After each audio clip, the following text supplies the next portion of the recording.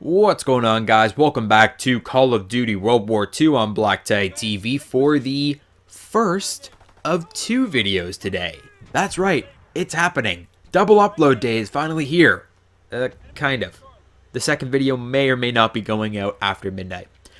It's like an hour long, so it's going to take a long time to process. It's my Winter Siege supply drop opening, or the first Winter Siege supply drop opening. I've got 185 supply drops. It takes a long time, so it's like an hour.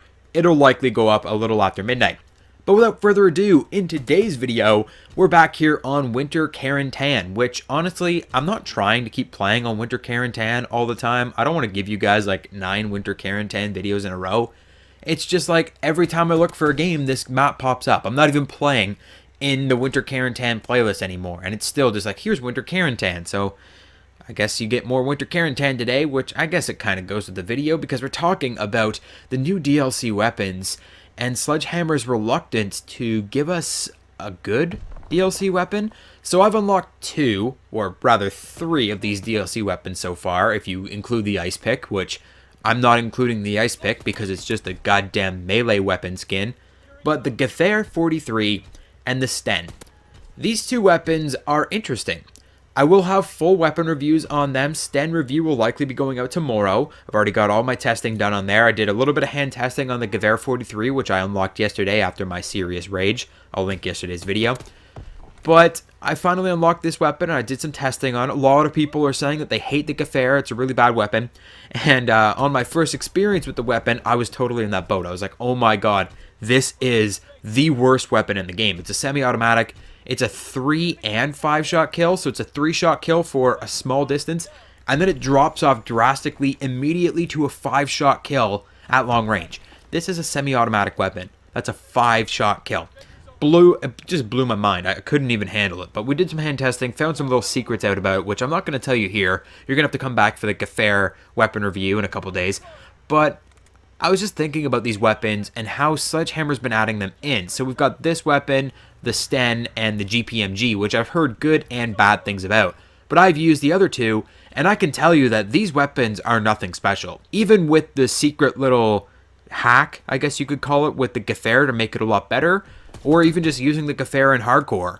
As you can see in today's gameplay, I'm playing hardcore domination. It's really good in hardcore, but in core game modes where most players are going to use it, it's not that great. And there's nothing really special about it.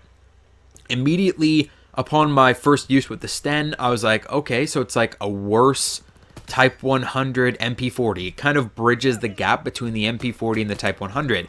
And my first use with the Gewehr was like, okay, it's a worse M1A1. So immediately I'm just comparing these weapons to other weapons that are in the game, which isn't something that you typically want to do when you're getting new weapons. When you're getting new variants, that's fine. Like in Infinite Warfare, if you got a variant, you're like, okay, well, it makes the base model do a little bit more of this and a little bit less of this. But here, it's like you're getting brand new weapons. When you get brand new weapons, you expect them to be drastically different. And so far, I'm not seeing that. One might almost assume Sledgehammer games are intimidated by the audience. They are the studio that brought us Advanced Warfare. They're the original studio behind supply drop items and weapon variants in Call of Duty. And Raven Software collaborated with them on Call of Duty World War II. We all know Raven Software is responsible for Call of Duty Modern Warfare Remastered. They may have shared some of their DLC weapon horror stories. There were a few controversial weapons added to Call of Duty Modern Warfare Remastered. Borderline overpowered, borderline best weapon in the game. It's very, very, very difficult to beat the M16 when it comes to Call of Duty 4.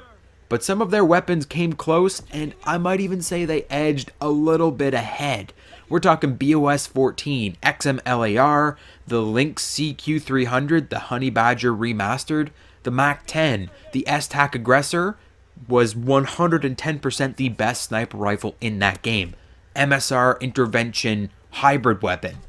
All of those weapons were DLC. They were extremely, extremely powerful from the second they were added into the game. And then Raven Software never touched them up. They were never nerfed. They were always as good as they were when they were added. And it really set a skew on the weapons themselves and the weapon balance in that game. If you were using DLC, you probably had a 50% better chance of winning any given gunfight against some scrub using the base weapons. I feel like Sledgehammer Games, they're scared to put in really powerful DLC. They don't want to let the community down. They don't want to let the community think that they're only in it for the money. Of course, Sledgehammer Games shouldn't really care. It's really Activision in the long run.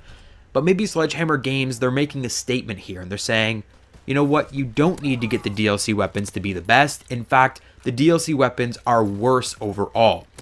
I somewhat agree, I somewhat disagree. I think the weapons should be drastically different from what we have already, but they shouldn't be any better or any worse. They can find a better balance for these weapons, but I'd love to hear what you think in the comment section down below. Hit the like button if you enjoyed today's video, subscribe if you are new to the channel, and keep an eye out for that second upload, posting later tonight.